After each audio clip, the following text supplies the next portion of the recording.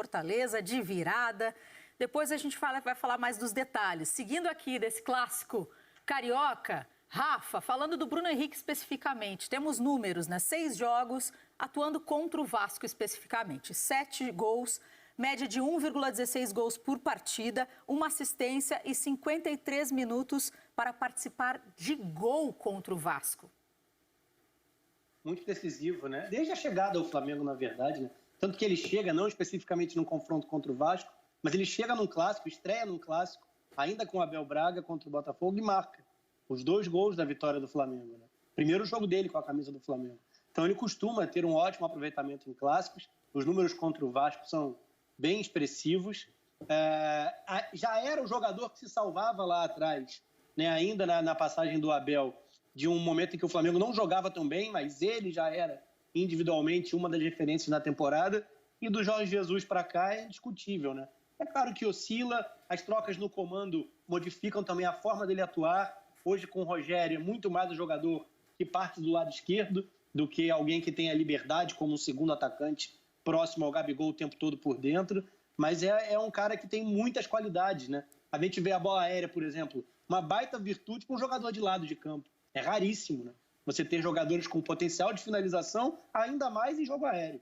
E ele leva essa vantagem, é muito forte, não só nas jogadas de bola parada, como também nas com a bola rolando, tanto que a jogada do pênalti fatalmente seria um gol de cabeça dele também. É um jogador acima do nível que a gente tem aqui no futebol brasileiro. Não à toa chegou à seleção, pelo que desempenhou no Flamengo. E quando a gente fala desse clássico especificamente, o que remete a equilíbrio é a palavra clássico. Em clássico tudo pode acontecer. Só a tradição encurta a desvantagem do Vasco, né? A gente está falando de 17 jogos.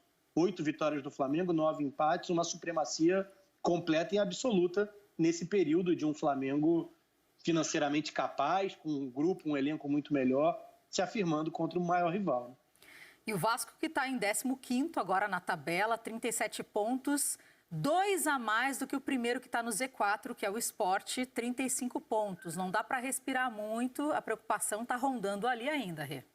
Tá bastante. Aliás, a cada rodada troca. 2 rodadas atrás, se não me engano, era o Bahia e agora é Sport. Vasco já teve seu momento também na zona de rebaixamento, né? É uma disputa que está acirradíssima. Acho que o grande vacilo do Vasco no cálculo do Luxemburgo foi aquele jogo contra o Coritiba em casa, né? Que o Vasco não venceu, inclusive perdeu, não só não venceu, como perdeu. E se torna cada vez mais complicado. O próximo confronto é direto, então não pode mais pensar em desperdiçar pontos, principalmente nesses confrontos diretos.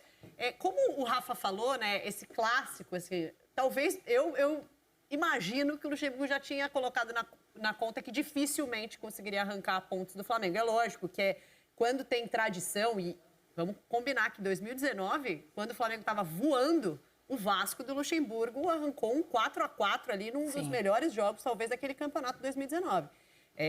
Mas não era muito difícil conseguir vencer o Flamengo hoje e realmente acabou não conquistando esses pontos. Agora, daqui para frente, não pode pensar mais em perder.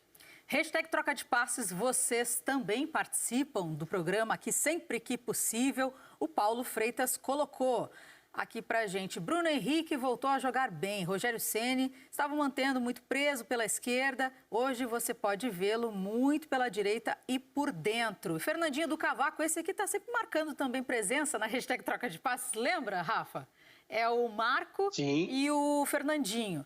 Flamengo tem muita qualidade do meio para frente. Agora eu queria escutar vocês também ainda mais sobre o Bruno Henrique, que inclusive no espião estatístico, é importante a gente citar também sempre a fonte, Rê e Rafa. Eles colocaram o seguinte em relação ao Bruno Henrique. Cadê a informação aqui que eu tinha separado? Aqui, ele fez o 8º gol dele no Campeonato Brasileiro, o 3º em jogada aérea e o 2º dessa forma contra o Vasco. E também colocaram uma informação interessante em relação ao Everton Ribeiro, que chegou a 4 assistências agora na Série A. Mais imagens para a gente acompanhar e escutar o Rafa sobre também essas informações do espião estatístico. É um jogador que oscila com o time na temporada, né? Quando a gente fala dessas mudanças no sistema, na sua forma de atuar, nas cabeças pensantes, as trocas de treinador, tudo isso influencia. Não é o ano de exceção como 2019, mas é um ótimo ano, um ano para um jogador que não é o maior goleador da equipe, fazer o seu 8º gol, confirmar essa característica da bola aérea que eu estava falando antes, são questões que fazem dele um jogador ímpar, né? Um cara de exceção no futebol brasileiro. Gente, eu estava aqui esperando o Pedrinho chegar, que a gente chama assim, é Karine e Pedrinho. Little Pedro. Ele está aqui já. E o Sardinha no meu ponto eletrônico. Pode chamar o Pedrinho, ele já está pronto, Karine, está te esperando. Poxa, eu estava aqui quietinha atrás, eu não vi. Eu te vi de longe. Com De lá eu te vi. Tô bergamota pessoa hoje aqui. Tudo bem, Karine, Renata? Tudo bem, Pedrinho, seja bem-vindo. Me apresentar para aquele cidadão ali. Ô, Rafa, Pedrinho, tudo bem? Saudade de você, porque o Zap cara. não responde, esquece. Esquece. WhatsApp para falar. Seja bem-vindo, Pedrinho. Seja bem-vindo e assim, aproveita para falar bastante com ele aqui, porque o WhatsApp ele não responde nunca, Pedrinho, não é só pode, você né? não. Ele é pai, tem um bebê ainda, uma criança pequena. Eu tenho 3. Obrigado. Vamos dar um Obrigado. desconto, por favor. Mas quando chegou o vovô do Ceará, que o Ceará enviou, e o Gutinho, aí ele respondeu rapidinho. Poxa, que legal. Aí ele respondeu. Chegou Quando é muito, presente. né? Chegaram muitos gutinhos, não foi ou não? Foram 2 Gutinhos, um para mim e um para ele, e também o vovô do Ceará, um para mim. Eu prometi o meu pro EV. Ah, é? Prometi. Ai, gente. Porque, né, é meio sósia, né? Sim, é bem parecido. A gente estava falando disso ontem, né? Inclusive aqui. Pedrinho, bora falar então dessa partida. Bora. Flamengo e Vasco 2-0. Estávamos falando do Bruno Henrique e também queria te escutar em relação ao Vasco da Gama. Era clássico, o Luxemburgo, como disse a própria Renata, também já esperava que fosse uma partida difícil. O Flamengo querendo chegar muito mais próximo ainda do Internacional, mas para o Vasco esse resultado pesa bastante. Sim, Karine, com relação à estratégia do Vasco, é compreensível, né? Quando você vai jogar contra uma equipe que tecnicamente ela é muito capacitada, como é o Flamengo, você fica na dúvida se você faz uma marcação alta de pressão, que corre o risco deles quebrarem essa marcação e te pegar exposto pela qualidade técnica, ou se você baixa um pouquinho esse bloco de marcação para dificultar justamente as ações desses jogadores criativos. Então não é questão de você marcar atrás. É questão de você não criar alternativas quando você rouba a bola. Você ficar sofrendo o tempo inteiro, que o Vasco nem sofreu muito com muitas oportunidades, mas sofrer na questão do desgaste físico. Porque ninguém consegue, nem fisicamente, nem mentalmente, passar praticamente 45 minutos balançando de um lado para o outro, né? Sem criar alternativas, sem criar uma perspectiva, sem ter a posse de bola. Esse desgaste faz com que o Vasco fique vulnerável dentro da partida. Então, no primeiro tempo, o Vasco optou por uma marcação mais baixa e não conseguiu contra-atacar. No segundo tempo, quando o Vasco se propõe a ter o jogo, e aí que foi que eu não entendi a substituição do Benítez especificamente, e a gente tem que respeitar a decisão do treinador, porque ele está ali no dia a dia, mas foi a hora que o Vasco ia ter a bola. Então, quando o Vasco não tinha bola, estava com o Benítez em campo. Quando o Vasco vai ter a bola, que você precisa do Benítez no terço final, que o Vasco jogou no segundo tempo muito mais tempo do que no primeiro, óbvio, dentro do campo do Flamengo, você não tinha esse jogador de qualidade, né? Que é para dar aquele último passe, aquela jogada de criatividade num lugar mais congestionado. Eu tiraria o Léo Gil, falando de fora, sentado no ar-condicionado. O Léo Gil não fez um bom primeiro tempo, não fez um bom segundo tempo, não vem fazendo bons jogos. O Juninho entrou muito bem, eu colocaria o Juninho do lado do Bruno Gomes e você teria o Benítez ainda. Logo depois teve uma falta que o Pikachu bateu muito bem, que poderia ser o Benítez. Então a questão não é você marcar atrás, a questão é você não ter soluções quando você rouba a bola. Eu acho que o Vasco sofreu muito e mais uma vez o futebol te dá uma lição, porque mesmo inferior tecnicamente, quando você tem coragem, né, quando você tem uma ideia por trás junto com a coragem, você consegue competir. O Vasco poderia ter empatado o jogo. Teve uma chance ótima com o Cano, que ele tenta fazer a chapada, mas chega pressionado. Né? O Vasco chega na falta do Pikachu, o Vasco começou a incomodar. E por quê? Só me prolongando um pouquinho, por que incomodar o Flamengo? O adversário incomoda o Flamengo quando ele tem a bola, mesmo sem criar. Porque o Flamengo joga com Gerson, Diego, Arrascaeta, Everton Ribeiro, Bruno Henrique e Gabigol. São jogadores que gostam de ter a bola. Sem a bola, eles se sentem desconfortáveis. Você vai fazer o Bruno Henrique ficar correndo, o Gabigol, Arrascaeta, Gerson. Uma hora você vai ter o espaço. E o Vasco teve alguns espaços. Então a questão é só isso, a estratégia quando tem a bola. Eu acho que faltou um pouco. Mas não teve uma questão física do... Eu vejo muito, né, nas notícias o que se fala, o que o Vasco sempre o Luxemburgo, né, sempre alega, é a questão de que o Benítez ficou muito tempo fora, então tá voltando, aí não tem condição de jogar 90 minutos. E aí ele acaba saiu no intervalo, não foi isso? Sim, no intervalo. Então não sei se teve uma questão de tirá-lo por não aguenta mais, enfim. Eu acho que um tempo é muito raso, pouco, né? Eu acho que ele poderia segurar um pouquinho mais, até porque ele fez 3 substituições, né? Então ele já estava com a ideia de ter um time mais ofensivo, de dar um gás novo. E aí eu acho que ele poderia manter o Benítez, porque ele teria outra substituição para fazer e era mais tranquilo. Ele desgastou muito o Peck, que teve uma função no primeiro tempo praticamente de um auxiliar de lateral, fazendo um vai e vem. E o Peck ainda está em formação. O Peck, perdão. Peck é o nosso colega.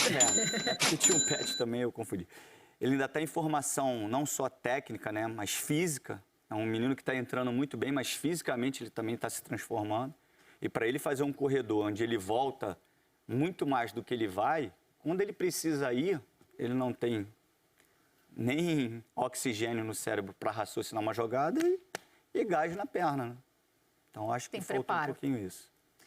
Bom, agora vou colocar também o Rafa aqui na conversa, que estava prestando atenção. Rafa, quanto o Benítez realmente fez essa falta?